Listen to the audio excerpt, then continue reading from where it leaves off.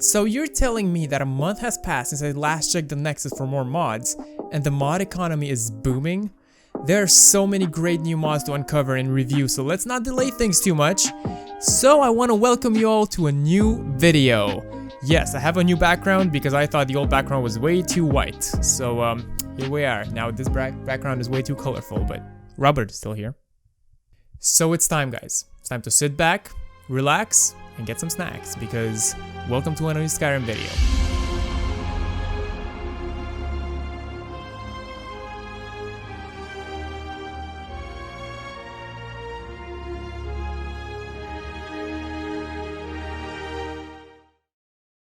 Given the amount of the good mods on the Nexus this month, I guess we will focus mainly on the serious good mods and we will have a tiny portion to talk about a bad joke mod afterwards.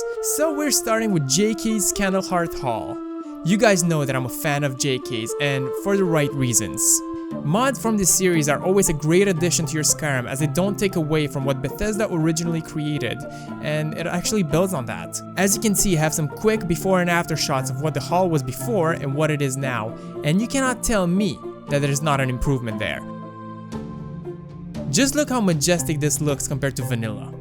This mod adds more life into the inn and with some cool new details such as some blue banners that represent the Stormcloak presence in the city. I mean, just ask the civilians of Skyrim.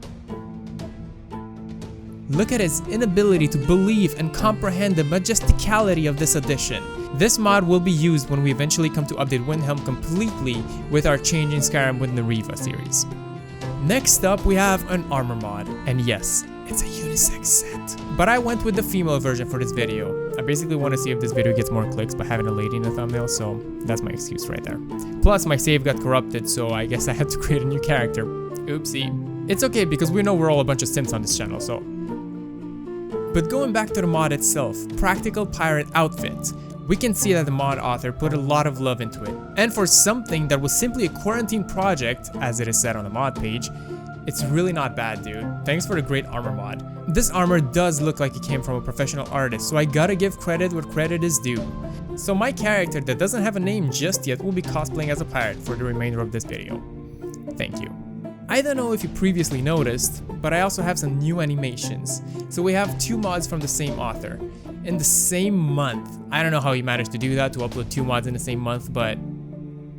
And they're pretty good mods too, so I don't know. But we're moving on with Smooth Combat. This mod aims to change the idle animation to what you're seeing on the screen right now. I personally think there's an improvement over most of the weapon times.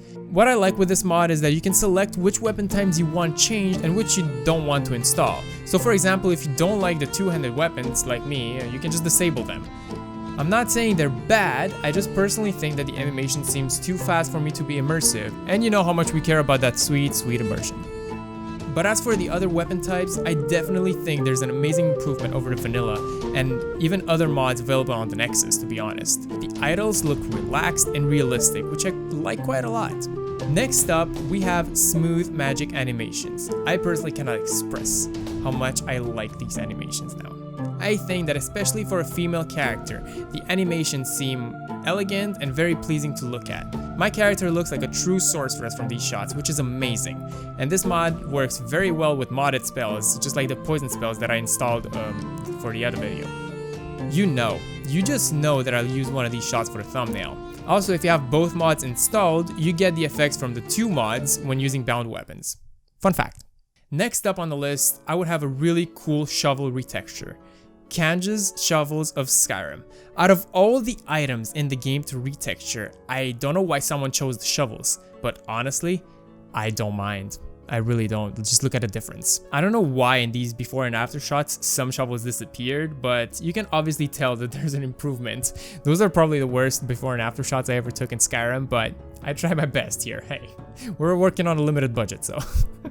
When you're exploring through Skyrim, you will actually notice these shovels now, and I'm sure that some of you didn't even know that shovels were in the game. You learn something every day.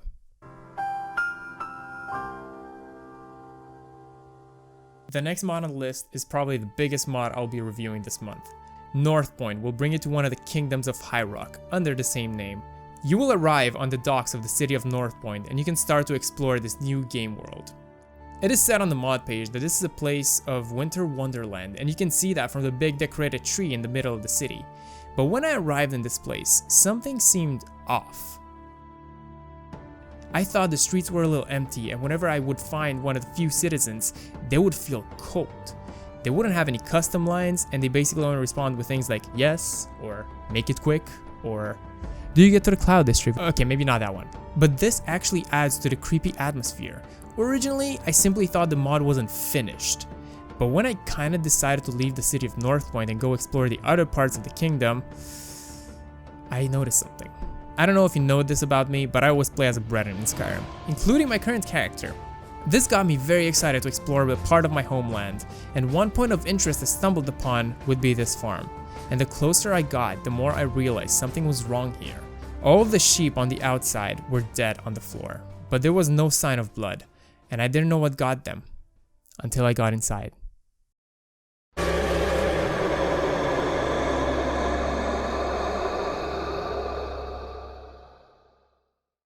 A deadly plague affects this land to a point where they become unrecognizable as they die.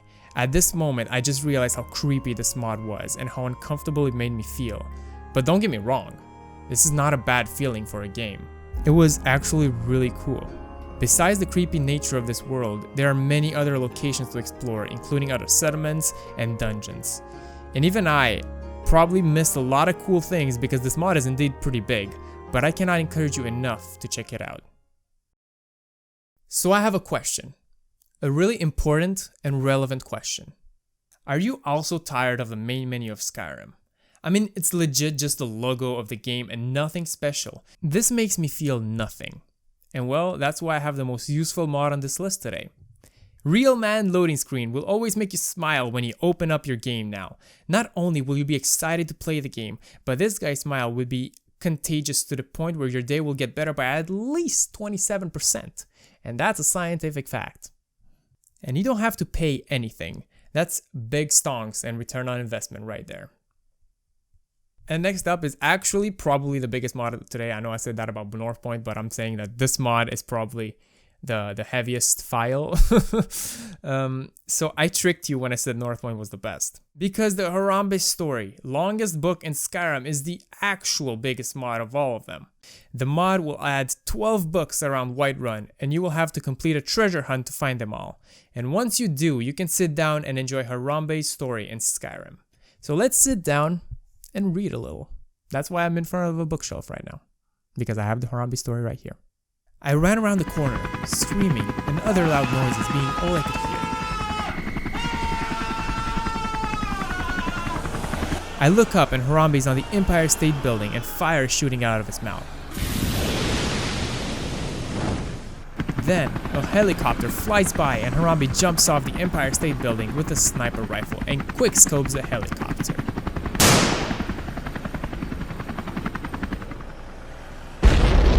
Then, Harambe sees me and grows wings. I try to run away from Harambe, but I am too slow. He grabs me and throws me at the Empire State Building and I smash through the windows, but I am 100% okay. Then, I climb a ladder to the top of the Empire State Building and Harambe grabs me and puts me on his back. Then I fly around with Harambe, causing chaos to New York. With these words of wisdom, you will be 32% smarter after reading this book, and you should 100% download this mod to read through the real story of Harambe. And this was it for the mods of February, so I'm just gonna take my laptop here with my scripts and I'm just gonna close it right now. And the comment shoutout for today would be Gaming PC. This series is fantastic. My Skyrim cities are flourishing thanks to you.